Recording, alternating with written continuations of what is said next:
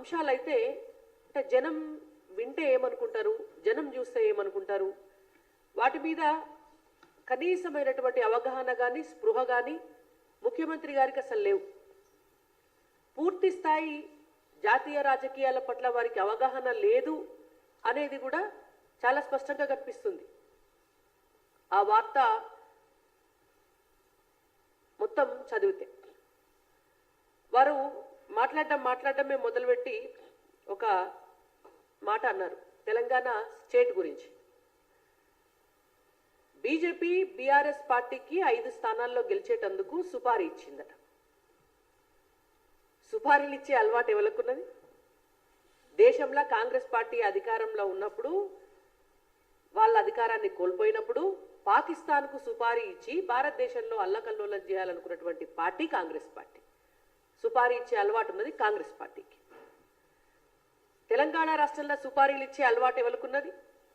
Spy కెమెరాలు పెడితే దేశమంతా ప్రపంచమంతా చూసేటందుకు ఓటుకు నోటు కేసులో బ్యాగులు ఇచ్చి ప్రజల ముందు దొరికింది ఎవరు? సుపారీలు ఇచ్చారు? ఇవాళ వాళ్లే ఈ రాష్ట్రానికి ముఖ్యమంత్రి అయ్యారు. దాని అర్థం ఏంటంటే కాంగ్రెస్ పార్టీ పరిపాలన సుపారీ పాలన. సుపారీ పాలన చేస్తున్నది కాంగ్రెస్ పార్టీ. భారతదేశాన్ని మీరు విధ్వంసం చేసి ఇడిచిపెడితే భారతదేశాన్ని పట్టాలెక్కించి ఆర్థిక వ్యవస్థను బాగు చేసి భారతదేశంలో సుపరిపాలన చేస్తున్నటువంటి పార్టీ బీజేపీ.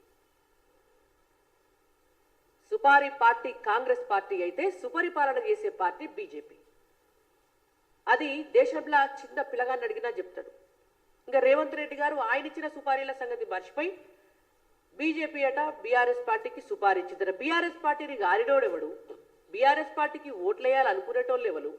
బీఆర్ఎస్ పార్టీకి సుపారీ ఇయ్యాల్సిన అవసరం మాకేమున్నది?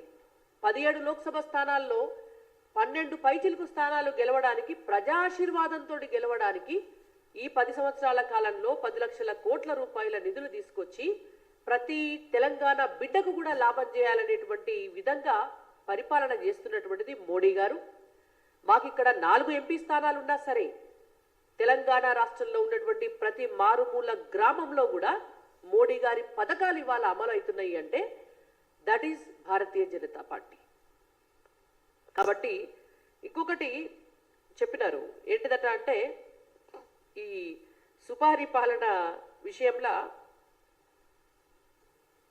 మాట్లాడుతూ భారతీయ జనతా పార్టీకి 400 సీట్లు రావాలంటే పాకిస్తాన్కు పోయి పోటీ చేయాలన్నట భారతీయ జనతా పార్టీ. అసలు రేవంత్ రెడ్డి గారికి మన పార్లమెంటు స్థానాలు ఎన్నున్నాయో తెలుసునా? రేవంత్ రెడ్డి గారు భారతదేశంలో ఉన్నటువంటి పార్లమెంటు స్థానాలు ఇప్పుడు ఎన్నికలు జరగబోయేటటువంటివి 543. 400 సీట్లు రావాలంటే భారతదేశంలో పోటీ చేస్తే సరిపోతుంది. పాకిస్తాన్ పోయి పోటీ చేయాలి అని అంటే మీలాగా 40 సీట్లు కూడా లేనటువంటి పార్టీకి అవసరం కావచ్చు. కానీ హిందుస్థాన్లో 400 సీట్లు గెలిచే దమ్ము భారతీయ జనతా పార్టీకి ఉన్నది.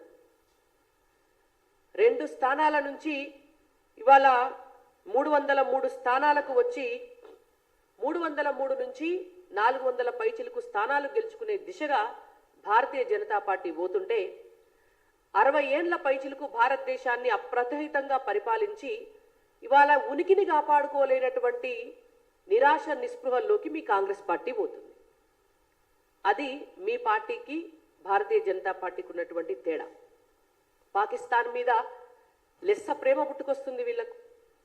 గంతగనం ప్రేమ ఉంటే రేవంత్ రెడ్డి గారిని నేను ఒకటే అడుగుతున్నా, 400 సీట్లకు మించి బీజేపీకి రావాలంటే పాకిస్తాన్కు పోవాలి అని అన్నారు కదా. మేము ఒకటే సవాల్ చేస్తున్నాం, మేము ఈ హిందుస్థాన్లోనే 400 సీట్లు తెచ్చుకుంటాం. మేము హిందుస్థాన్లో 400 సీట్లు తెచ్చుకుంటే రేవంత్ రెడ్డి గారు పాకిస్తాన్ పోవాలి. వారికి ఫ్లైట్ టికెట్లు మేము కొనిస్తాం, అక్కడ షెల్టర్ మేము ఇస్తాం. శరణార్థుల కింద భారతదేశం నుంచి మోడీ గారిని రిక్వెస్ట్ చేసి వారికి పెన్షన్ కూడా ఇప్పిస్తాం నెల నెల. పాకిస్తాన్ బొమ్మనండి అంత ప్రేమ ఉంటే. ఎట్లయినా కాంగ్రెస్ పార్టీ డిఎన్ఏనే పాకిస్తాన్ డిఎన్ఏ కాబట్టి గతంలో రాహుల్ గాంధీ గారికి, అంతకంటే ముందు రాజీవ్ గాంధీ గారికి, అంతకంటే ముందు ఇందిరాగాంధీ గారికి, అంతకంటే నెహ్రూ గారికి కూడా పాకిస్తాన్ పట్ల ఉన్నటువంటి ప్రేమ భారతదేశ ప్రజలందరికీ కూడా తెలుసు. మీరు మళ్ళొకసారి ఆ పాకిస్తాన్ పట్ల ప్రేమను చూపించుకున్నారు. మీ రాహుల్ గాంధీ గారిని కూడా తీసుకుపోండి, పోంగ పోంగ ఓ పని అయిపోతుంది. అమేథీకి వెళ్ళి వాయనాడ్ పోయిండు, వాయనాడ్కి వెళ్ళి పాకిస్తాన్ పోతాడు. ఆయన దేశ ప్రజలకు విముక్తి లభిస్తుంది, కానీ మళ్ళా మాకు స్టార్ క్యాంపెయినర్ లేకుండా అవుతాడు కావచ్చు. రాహుల్ గాంధీ గారిని కూడా మీరు తీసుకపోతే. ఇంకొక విషయం, రాహుల్ గాంధీ గారు గతంలో మాట్లాడుకుంటా భారతీయ జనతా పార్టీకి 180 కంటే ఎక్కువ దాటాయి అన్నాడు. నిన్న రేవంత్ రెడ్డి గారు మాట్లాడుకుంటా భారతీయ జనతా పార్టీకి 240 దాటాయి అంటున్నాడు. అంటే మీ పార్టీ నాయకుడు, మరి ఆయన ఏం నాయకుడు? ఆయన అధ్యక్షుడు కాదు, ఆయన ప్రధాని అభ్యర్థి కాదు. ఆయననే ముంగడబెట్టి మీరు ఎలక్షన్లకు పోతున్నారు. మరి ఆయన చెప్పే 180 లెక్కకు మీరు చెప్పే 240 లెక్కకు ఎక్కడ కూడా పొంతనలేదు. అంటే మీరు రాహుల్ గాంధీ గారికి చెప్పి మాట్లాడుతున్నారా, చెప్పకుండా మాట్లాడుతున్నారా? అసలు మీకేమన్నా మీరు మాట్లాడేటటువంటి వాటి పట్ల ఏమన్నా అవగాహన ఉన్నదా? ఎంతసేపు భారతీయ జనతా పార్టీకి ఎన్ని సీట్లు వస్తాయి అనే దాని మీద ఎందుకు మీకు కాన్సన్ట్రేషన్? మేము చెప్పే 400 సీట్లల్లా 10% ఉన్నారు. మీకున్న స్టేక్ 40 సీట్లు. ఆ 40 సీట్లను కాపాడుకునే ప్రయత్నం చేయండి. ఫస్ట్ రేవంత్ రెడ్డి గారికి చేతనైతే ఆయన జాతీయ స్థాయిలో ఎలివేట్ కావాలి అనుకుంటే మొత్తం ఒక స్ట్రాటజీ బిల్డప్ చేసి ఆ స్ట్రాటజీని భారతదేశం అంతా ఇంప్లిమెంట్ చేసి మీకున్నటువంటి పాత 40 సీట్లు కాపాడుకుంటే మీరు ఇవాళ గొప్ప నాయకులు అవుతారు. మేము 40 చెప్తున్నాం, మీరు మాకు 400కు సవాల్ చేసినారు కదా, కాంగ్రెస్ పార్టీకి మేము సవాల్ చేస్తున్నాం. మీ 40 సీట్లు కాపాడుకోండి మీరు, చాలు, మేము దేనికంటే దానుకుంటాం. ఇంకొక 2-3 అంశాలు. మోడీ గారి హయాంలో బీజేపీ పట్టాలు తప్పిందట. ఇక వీళ్ళు చెప్పాలి పట్టాల సంగతి. బీజేపీ పట్టాలు తప్పిందో భారతదేశం పట్టాలు ఎక్కిందో?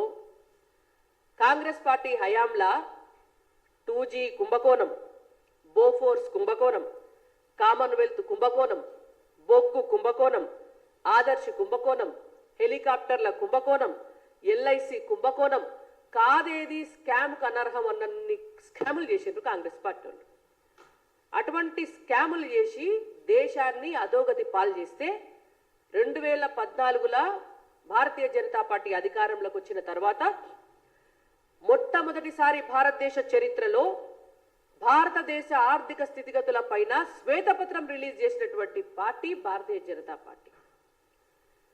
ఇవాళ ఒక్క బీజేపీనే కాదు, భారతదేశాన్నే పట్టాలెక్కించి దేశంలో వందే భారత్ రైలు ఎంత స్పీడ్గా ఉరుకుతుందో అంతకంటే